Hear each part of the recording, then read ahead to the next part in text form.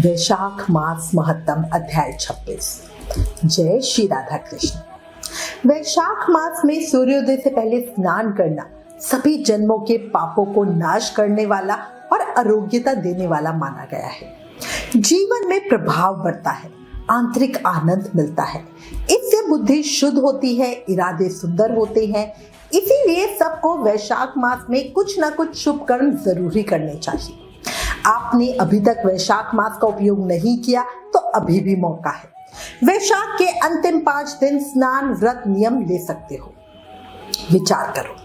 अब श्री गणेश जी महाराज और अपने गुरुदेव को याद करते हुए वैशाख मास महत्तम का अध्याय 26 सुनते हैं। जय गणेश जय गजवंदन, कृपा सिंधु भगवान, मूसक वाहन दीजिए, ज्ञान बुद्धि वरदान। बोलो गणेश जी महाराज की जय।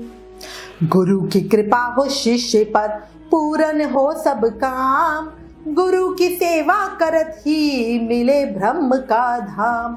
बोलो गुरुदेव महाराज की जय। वैशाख मास महत्तम के अध्याय 25 में वैशाख की अंतिम 3 तिथियों का महत्व जाना था। अब आज इस अध्याय में ऋषि वाल्मीकि के पूर्व जन्म का वृतांत सुनेंगे। शुरू करते हैं। राजा श्रुतिकृति बोले, हे मुनिवर, मैंने वैशाख के फलदायक सब धर्म सुने, परंतु सुनते सुनते अभी मेरी तृप्ति नहीं होती। इसीलिए भुक्ति मुक्ति के दाता भगवान विष्णु को प्रसन्न करने वाले दिव्य धर्मों का वर्णन कीजिए। राजा के इन वचनों को सुनकर अति प्रसन्न हो श्री शुद्धदेव जी बोले, राजन, मैं पाप को नष्ट करने वाली एक कथा कहता हूँ, तू चित्त लगाकर सुन। ये वैशाख के धर्म संबंधी कथा मुनियों द्वारा प्रसिद्ध है। पंपा के तट पर कोई शंख नाम से प्रसिद्ध परम यशस्वी ब्राह्मण थे, जो बृहस्पति के सिंह राशि में स्थित होने पर कल्याणमयी गोदावरी नदी में स्नान करने के लिए गए। मार्ग में परम पवित्र भीमरथी को पार करने के बाद दुर्गम, जल शून्य और भयंकर निर्जन वन आया, जहाँ ना कोई मनुष्य था ना जल था। वैशाख का महीना था और दोपहर का समय था। वो तेज धूप से दुखित हो किसी वृक्ष के नीचे जा बैठे। उसी समय कोई दुराचारी व्याध यानी शिकारी हाथ में धनुष लिए वहां आ गया। उसने ब्राह्मण को देखकर बांध दिया और उनके सूर्य के समान चमकते हुए कुंडल, जूते, छत्र, रुद्राक्ष की माला, कमंडल सब छीन लिए और फिर उनको छोड़ दिया। तब वो ब्राह्मण उस दुष्ट से छूटकर नंगे पांव धूप से जलती हुई रेत में चलने लगे। पांव जलने से वो बहुत व्याकुल होकर बैठकर हाय हाय करने लगे, जिसको सुनकर वो व्याध शीघ्र ही उनके पास आया और मुनि को दुखी व्याकुल देखकर उसके हृदय में कुछ दया उत्पन्न हुई और सोचने लगा कि इनके नए जूते तो मैंने ले ही लिए हैं। इसलिए उसने उस ब्राह्मण को अपनी पुरानी जूतियां दे दी। उन जूतों को लेकर ब्राह्मण अत्यंत सुखी हो व्याध को आशीर्वाद देने लगे कि तू सुखी हो, तूने वैशाख में जो ये दान दिया है इससे तेरा सौभाग्य उदय हो गया, जिसके प्रभाव से भगवान विष्णु भी प्रसन्न हो जाते हैं। ब्राह्मण की ऐसी बात सुनकर व्याध अत्यंत विस्मित हो ब्राह्मण से बोला, हे महाराज, मैंने आपकी वस्तु लेकर पुरानी दी है, भला इसमें मेरा क्या पुण्य है? हे ब्राह्मण, वैशाख धर्म क्या है और हरि कौन है, ये सब आप मुझसे कहिए। व्याध के ऐसे वचन सुनकर मुनि शंख प्रसन्न हुए और वैशाख की प्रशंसा करने लगे कि सब धर्मों का फल तो जन्मांतर पे मिलता है। जन्मांतर मतलब मरने के बाद जो दूसरा जन्म होता है वो। पर वैशाख में इस पापाचारी दुर्बुद्धि दुरात्मा व्याध ने जो दान दिया है उसके फल से तत्काल ही उसे सद्बुद्धि मिल गई है। तभी वो वैशाख के विषय में जानना चाहता है। संपूर्ण दान, तप, बड़े बड़े यज्ञ तथा तीर्थ यात्रा करने से भगवान विष्णु उतने प्रसन्न नहीं होते जितने वो वैशाख युक्त धर्म करने से प्रसन्न हो जाते हैं। इस माधव मास में जो पुण्य बहुत थोड़े से शुभ कर्मों से मिल जाता है, वो पुण्य बहुत अधिक खर्चा करने या दान करने या धर्म यज्ञों के करने से भी नहीं मिलता। इस मास में ताप नाश करने वाली पादुका तूने मुझको दी है, जिससे भगवान तेरे ऊपर प्रसन्न हो गए। अब तुझे कल्याण की प्राप्ति हो गई। जब मुनीश्वर ऐसा कह रहे थे उसी समय मृत्यु द्वारा प्रेरित बड़ा बलशाली सिंह व्याध का वध करने के लिए अत्यंत क्रोध करके दौड़ता हुआ आया। बीच में सिंह ने दैव योग से देव कल्पित एक हाथी को देखा और पहले उसको मारने का यत्न करने लगा। उस वन में दोनों सिंह और हाथियों का बड़ा भारी संग्राम हुआ। दोनों थक कर गिर पड़े और दोनों एक दूसरे को देखते हुए पड़े रहे। दूसरी तरफ जब शंख मुनि व्याध को वैशाख के विषय में बता रहे थे, दैव योग से उन दोनों ने भी वो सारी कथा सुनी, जिसके सुनने मात्र से उसके शरीर निर्मल हो गए और वो दोनों सब पापों से छूटकर तत्काल पशु योनि त्याग कर स्वर्ग जाने को तैयार हुए। वो दोनों मुनि के सामने हाथ जोड़कर खड़े हो गए। उन्हें देखकर मुनि ने पूछा, तुम दोनों कौन हो? तुम्हारा जन्म दुष्ट योनि में क्यों हुआ?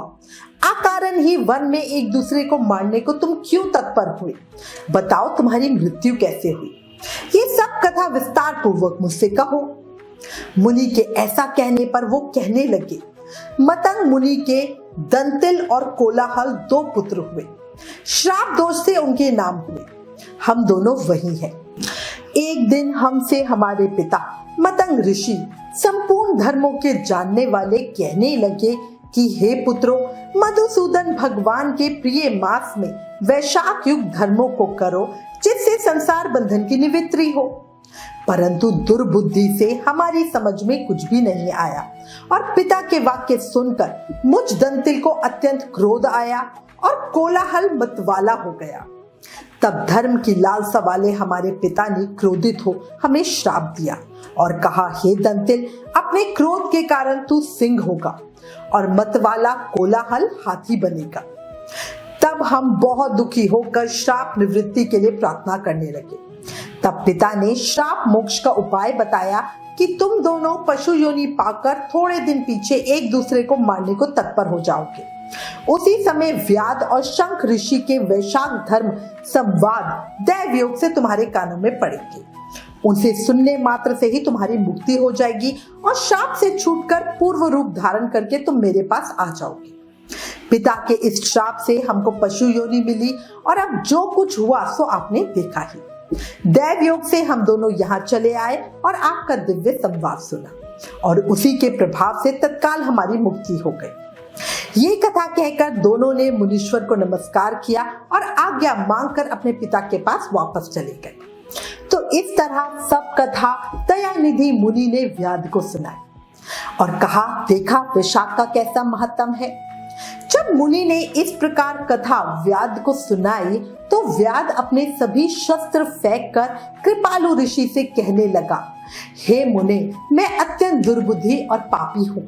मेरे ऊपर आपने बड़ी कृपा की है, क्योंकि साधु महात्मा स्वभाव से ही दयालु होते हैं। कहा मैं नीच कुल में उत्पन्न हुआ व्याध और कहा मेरी ऐसी पवित्र बुद्धि। मैं इसे केवल आपका ही उत्तम अनुग्रह मानता हूँ।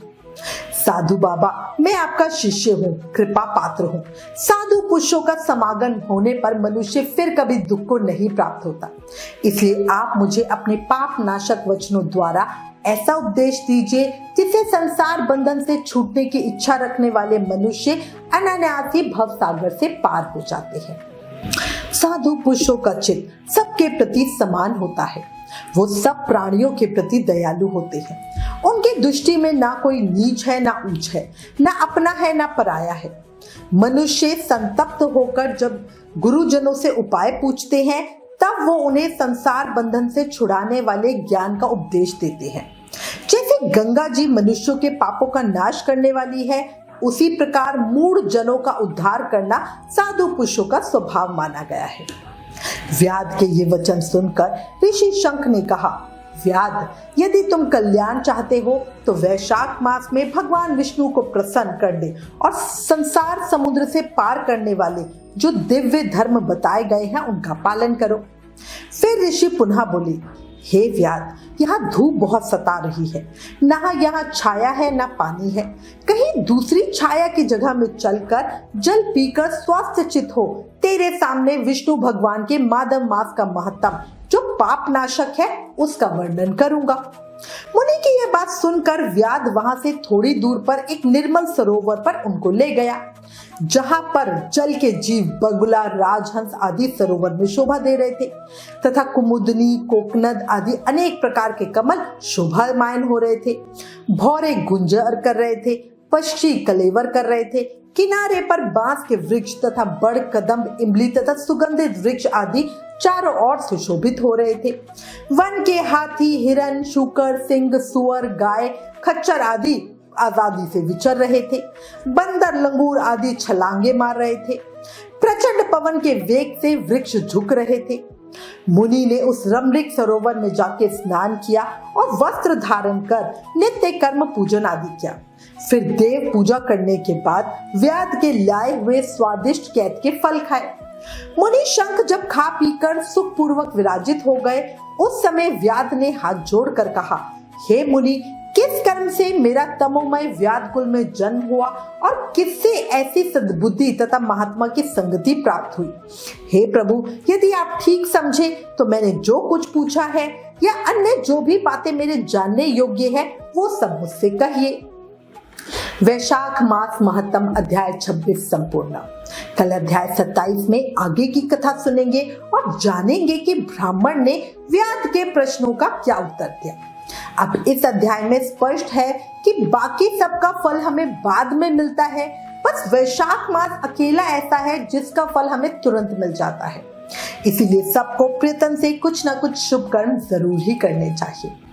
और अंत में याद रखो, क्षणभंगुर जीवन है पखले, कर ले प्रभु का ध्यान रे, ना जाने कब देह का पंछी कर जाए प्रस्थान रे।